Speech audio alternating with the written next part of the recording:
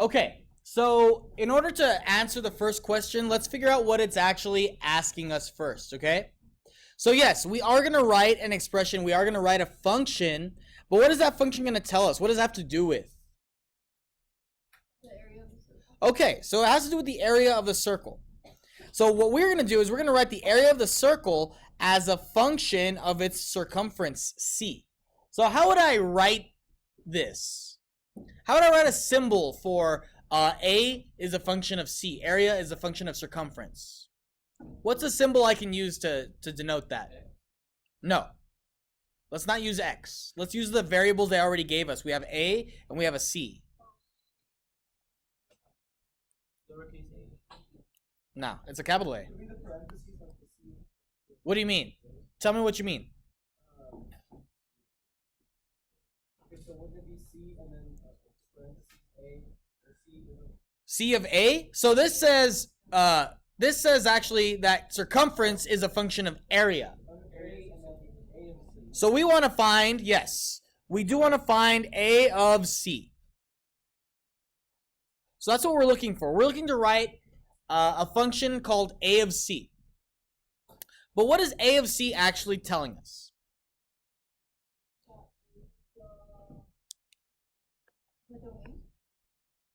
Well, not quite. So let's take a look at this image really quick, okay? Let's say I have a circle, okay? And let's say the radius is 3. How do I find the area of that circle? So the formula for area, actually we're going to need that in a bit. Area is equal to pi r squared, right? Pi times r squared. So in our circle here, what would it look like? So What would the area be? pi parentheses 3 squared. Pi times 3 squared, which is equal to what? 9 pi. 9 pi what? Square units, yeah? Square units. Don't forget that we should, since we're looking at area, perimeter, and later on volume, we're going to need to look at our units, okay? So what about the circumference? What would the circumference of this circle be? And what is the formula for circumference? Pi d, but I didn't give you a diameter, did I? So it's 2 times pi times the radius, right? 2 pi r. So in this case, what would it be? What would the circumference be?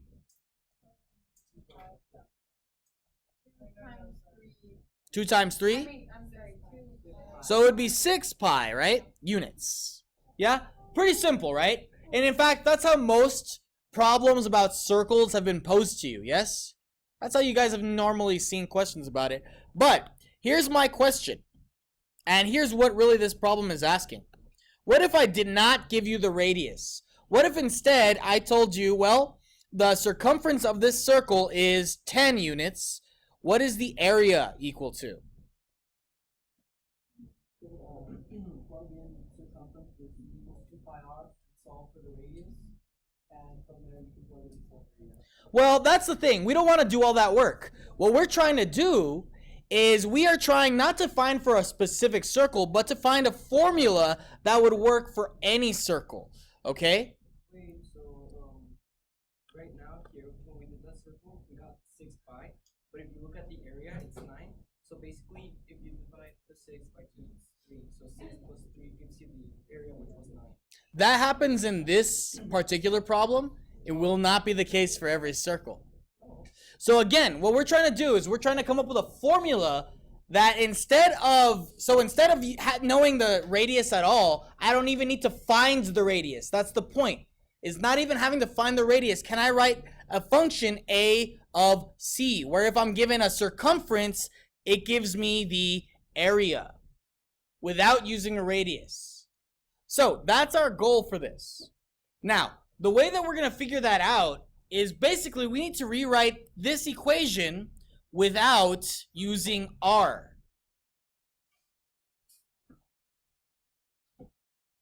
But I will say, the idea that was presented about solving for the radius, if you already knew the circumference, it's kind of a good idea.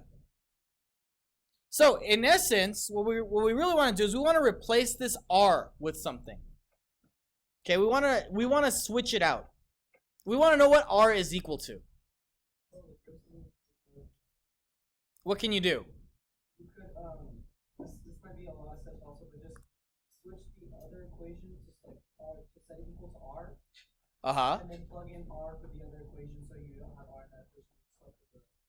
That's exactly right. That's exactly what we need to do. So it's kind of what you were saying before with the specific circumference, but now let's do it with the formula. So what we want to do, since we want to replace r, what we want to do is find out what r is equal to. Well, we can do that by actually using the second equation. Let's solve for r. So how would I solve for r if I have c is equal to 2 pi r? So I can divide by 2 pi. Why would I divide by 2 pi? Why does it get rid of 2 pi? What happens if I divide 2 pi by 2 pi? Why does it cancel out? Because it equals to 1, right? That's really what we're saying when we're canceling out, is that it equals to 1 times r, which is just r, right? But what I do to one side, I must do to the other. So what do I get on the other side? C over 2 pi. So now we know what r is equal to. So the idea here, guys, is that what is the idea of equality? What does it mean to be equal? And I'm talking about mathematically here, not sociologically. We could get into a big argument about what equal means in that sense. Having the both values, like the same values on both sides. Having the same thing on both sides. So it also means, doesn't it, that we can actually interchange them? That we can substitute in one for the other if they're the same thing, right? So can I go back to my area equation now and change it? So instead of a being equal to pi r squared, now a is equal to pi times what squared? C over 2 pi. Now the only reason we can do this is because we found out that that's what is equal to r, right? C over 2 pi. So we just replaced it. But now our job is to kind of simplify it. So let's simplify it down a little bit. So how do I square a fraction like this? How do I square this fraction? You multiply the top and the bottom, so it'll be c squared over. So I'll get pi. So really I can just square the top and the bottom. In essence, remember when you're squaring something, you're really just doing what? No, not doubling it. Multiplying it by itself. There's a difference between doubling and multiplying by itself. So this will turn out to be what? What do we get in our numerator? C times c is c squared. What about 2 pi times 2 pi? Well, let's take the coefficients first. What's 2 times 2? 4. And pi times pi is pi squared, right? Well, we can actually continue to simplify a little bit because pi can be written as pi over 1. And now we can multiply these fractions. So what is pi times c squared? Pi times c squared. Isn't it just pi c squared? Yeah. And what is 1 times 4 pi squared? It's just 4 pi squared. And for a second, actually, I'm just going to write 4 times pi times pi. Is that okay, what I just did there?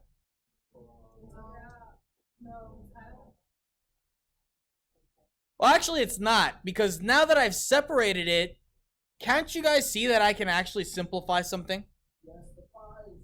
I can actually, well, how many? I can simplify a pi, right? How many? Just 1, right? So now, guys, now that we've actually finally simplified everything, now we can finally write what a of c is equal to. A, the area given the circumference. So what's the formula for area given circumference? C squared divided by 4 pi. So now what this means, guys, is you can actually if I know the circumference of the circle, you can use this formula, just plug in circumference, forget about radius, right? Plug in the circumference, square it, divide it by 4 pi, I got the answer, right, for my area. That's the idea, okay? And so now I want you guys to go ahead and look at the second problem, and you're going to try that one out yourselves. And then we're going to go over it in just a second. So, okay, so in a square, what is special about a square? All sides are the same.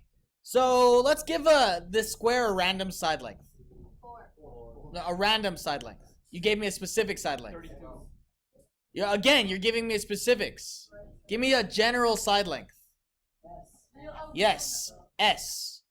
So S will be our side length, right? And since in this case, we are actually trying to find what? In number 2.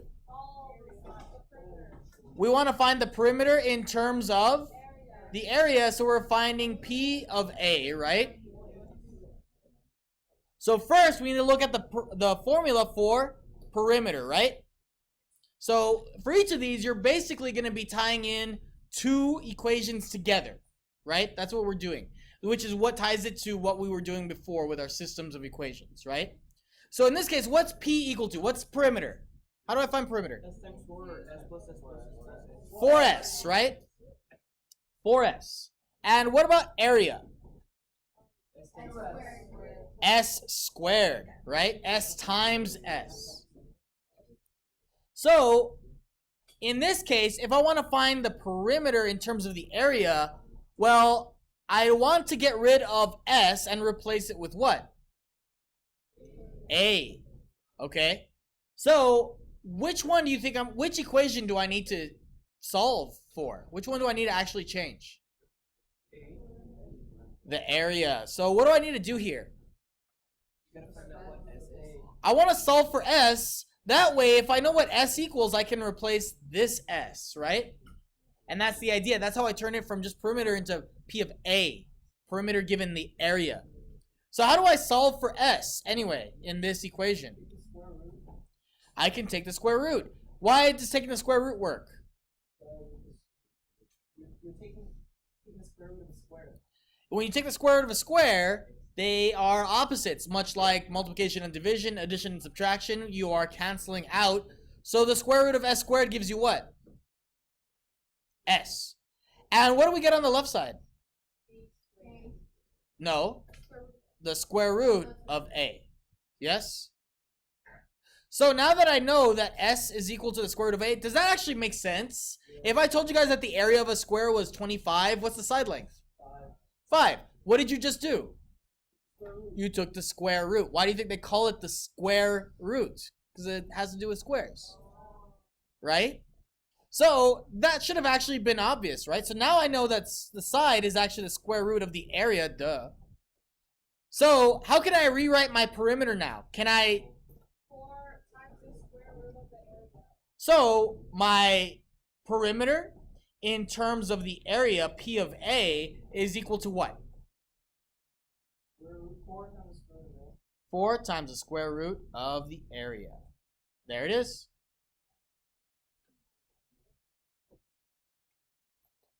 Alright, so in problem number 3, you guys were given a right cylinder to work with this time. And you were told the volume of this is 400 pi cubic units. But how do you find the volume of a cylinder? Pi r squared times the height.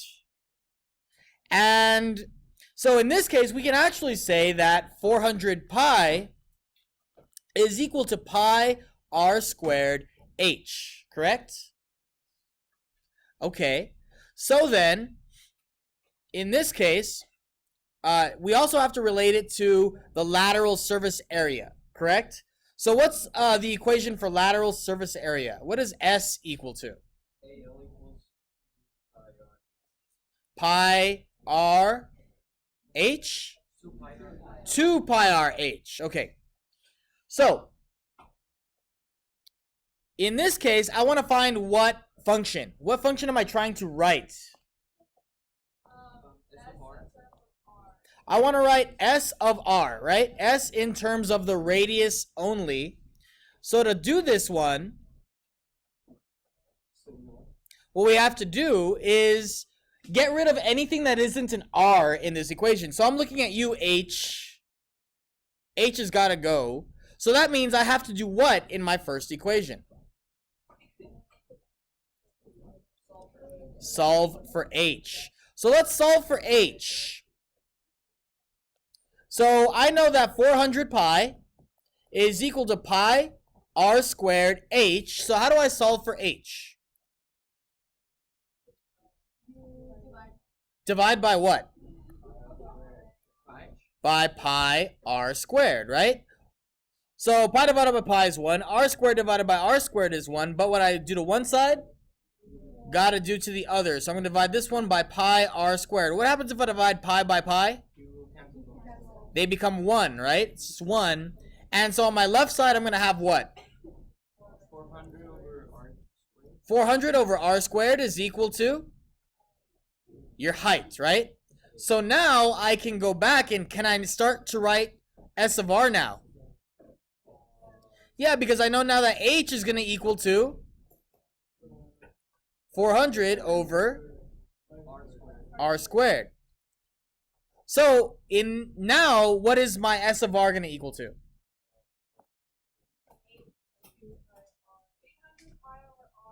So now I can actually multiply everything, right? If I multiply everything, my 2 pi r over 1 multiplies with 400. 2 pi r times 400 is 800 pi times the radius over r squared. What can we still simplify, though? We can still simplify one of the r's. So I can actually cancel out that, right? So finally, S of R is equal to what? 800 pi over R. So, Oh, okay. I see what you did.